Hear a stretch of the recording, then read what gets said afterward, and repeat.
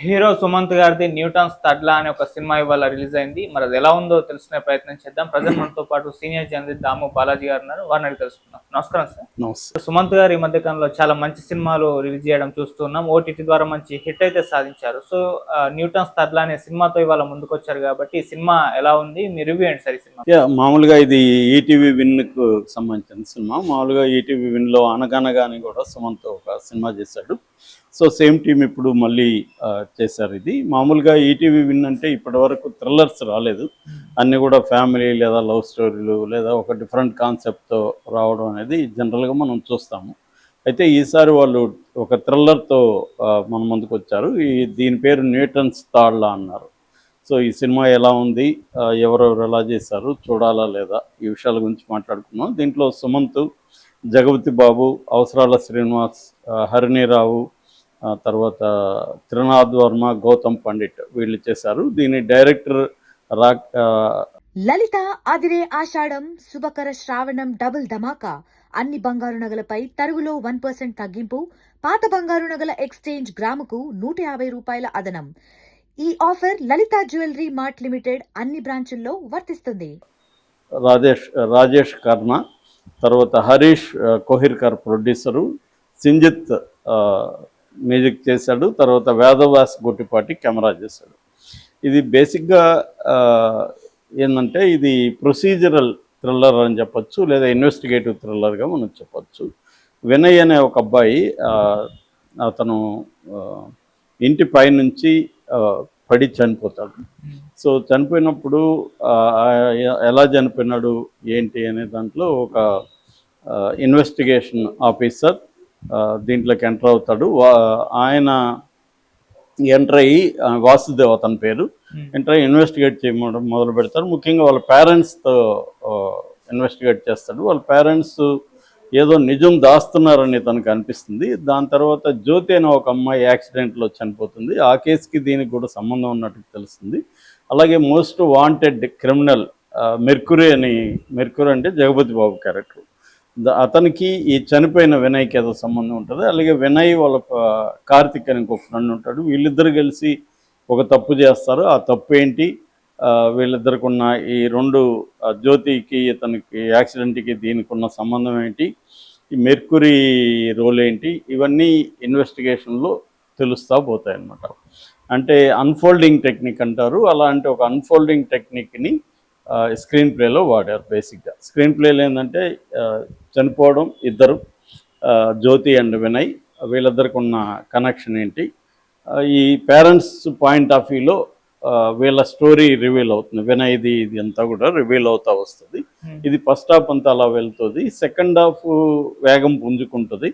అంటే సుమంత్ క్యారెక్టర్ ఇన్వెస్టిగేషన్లో మరింత ఇదికి వెళ్ళడం, మలుపులు కనబడడం మనకి మొదలవుతుంది. మామూలుగా ఇన్వెస్టిగేటివ్ థ్రిల్లర్స్ అంతా కూడా ఏంటంటే సర్ప్రైజ్ ఎలిమెంట్స్ ఉండాలి. అంటే బిగినింగ్ ఏదో ఒకటి కనబడాలి, దాని తర్వాత ఇన్వెస్టిగేషన్లో ఒక క్లవర్ ఇది ఉండాలి. అట్లాగే మామూలుగా మర్డర్స్ చేసే వాళ్ళు విలన్స్ ఉంటారు కాబట్టి వాళ్ళు కూడా తెలివైన వాళ్ళు ఉంటారు. ఇది ఒక రకం మైండ్ గేమ్ లాంటిది. అలా ఈ సినిమాను కూడా అలా చేశారు. అయితే ఫస్ట్ హాఫ్ స్క్రీన్ ప్లే అంటే ఇది కథగా చూసుకున్నప్పుడు చాలా ఇన్వెస్టిగేటివ్ థ్రిల్లర్స్ కథగా చెప్తే ఏముండదు, చంపారు, చంపిన వాళ్ళని పట్టుకోవడం, అంతకంటే ఏముంటుంది. కానీ దాంట్లోనే ఇప్పుడు ఎందుకంటే మనకి సంవత్సరానికి 30,000 మర్డర్లు జరుగుతుంటాయి. ఈ మర్డర్లు ఎలా పట్టుకుంటున్నారు అనేది జనరల్గా పోలీసులు ఏం చేస్తారు, 1 సీసీటీవీలు, 2 ఫోన్ కాల్ డేటా, 3 ఈ టవర్ పరిధిలో ఏ కాల్స్ ఉన్నాయి దాన్ని బట్టి కాల్ డంప్ అంటారు. ఈ బేసిక్గా ఈ 3 యాంగిల్స్లో ఎక్కువ కేసుల్లో పట్టుకుంటుంటారు. కానీ తెలివిగా చేసే వాళ్ళతో ఇబ్బంది. అందుకనే సినిమాల్లోకి వచ్చేసరికి మనకి పోలీసులు అంత ఈజీగా పట్టుకోలేరు. బయట పట్టుకున్నంత ఈజీగా పట్టుకుంటే సినిమా ఉండదు, 5 నిమిషాల్లో అయిపోతుంది. అందుకని దీన్ని కూడా అలాగా ఒక గేమ్ లాగా చేసుకుంటూ వెళ్ళారు. సో దీంట్లో ప్రధానంగా ఏంటంటే సుమంత్ చాలా బాగా చేశాడు. అంటే పర్ఫెక్ట్గా క్యారెక్టర్కి సూట్ అయ్యాడు. సుమంత్ ఏంటంటే సటిలిటీ బాగా చేయగలడు. అంటే రిస్ట్రైన్డ్ యాక్టింగ్ అంటాం, అట్లాంటి లౌడ్ కాకుండా రిస్ట్రైన్డ్గా బాగా చేయగలడు. అది దీంట్లో పర్ఫెక్ట్గా సుమంత్కి టైలర్ మేడ్గా ఈ క్యారెక్టర్ ఉందన్నమాట. సో మిగతా వాళ్ళు కూడా పర్ఫెక్ట్గా మనకి ఎక్కువ భాగం ఆర్టిస్టులు ఎవరు కనబడరు, క్యారెక్టర్లే కనబడతాయి, అలాంటి డిజైన్ ఉంది. సో ముఖ్యంగా సెకండ్ హాఫ్లో వచ్చే థ్రిల్స్ చాలా బాగున్నాయి. అంటే సినిమా ఖచ్చితంగా కూర్చొని పెడుతుంది, చూడాలనే ఒక ఇదైతే ఉంది. కాబట్టి ఒక థ్రిల్లర్లు బాగా నచ్చేవాళ్ళు ఈ సినిమా చూడవచ్చు. అలాగే టెక్నికల్ విషయాలకు వచ్చేసరికి మ్యూజిక్, బ్యాక్గ్రౌండ్ మ్యూజిక్ థ్రిల్లర్స్ చాలా ఇంపార్టెంట్. సో ఆ వర్క్ కూడా బ్యాక్గ్రౌండ్ స్కోర్ బాగుంది. కాకపోతే మధ్యలో పాటలు కొంత డిస్టర్బ్ చేస్తున్నాయి, అవి అనవసరం యాక్చువల్గా. ఇలాంటి దానికి పాటలు ఏమీ అవసరం లేదు, నీట్గా ఇన్వెస్టిగేట్ థ్రిల్లర్ ఎంగేజింగ్గా చేయొచ్చు. పాటలు ఉంటే ఏంటంటే ఎక్స్ట్రాడినరీగానే ఉండాలి, లేదా థీమేటికల్ ఏమన్నా చెప్పాలి.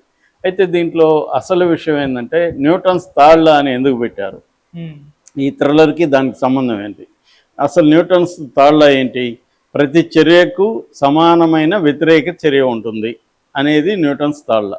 దీన్ని మన కర్మ సిద్ధాంతం, ఇండియాలో గుప్తుల కాలం నుంచి కర్మ సిద్ధాంతం ఉంది. ఆ కర్మ సిద్ధాంతం కూడా ఏంటంటే ఈ జన్మలో నువ్వు చేసిన పాప పుణ్యాల ఫలితంగా వచ్చే జన్మలో నీకు రిజల్ట్ ఉంటుంది, ఫలితం ఉంటుంది అని చెప్పేది కర్మ సిద్ధాంతం.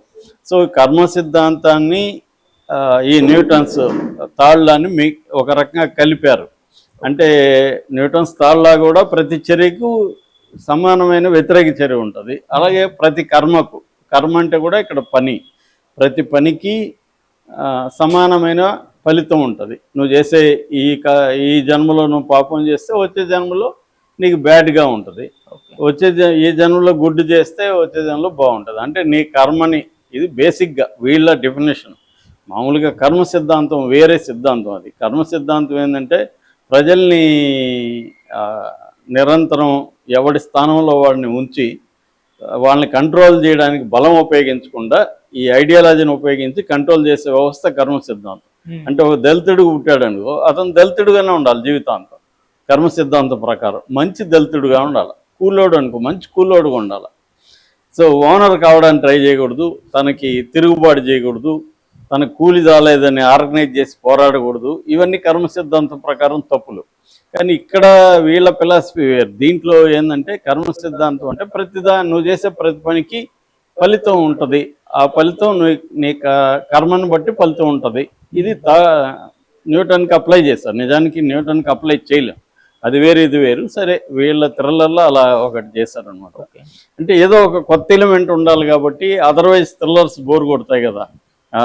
అందులో ఇట్లాంటి కొన్ని వందలు చూస్తుంటారు, చంపేయడాలు, ఎవరు చంపారని కనిపెట్టడం, ఇదే కదా సబ్జెక్టు. అందుకనే దానికి ఒక థీమేటికలీ ఈ పాయింట్ తీసుకున్నారు, దాన్ని ఈ కథకి లింక్ చేసుకుంటూ వచ్చారు. అది ఈ సినిమాలో ఒక కొత్తదనంగా మనం చెప్పుకోవచ్చు. సో అది చేయగలిగారు, సక్సెస్ఫుల్గానే చేయగలిగారు వాళ్ళు అనుకున్న దాన్ని.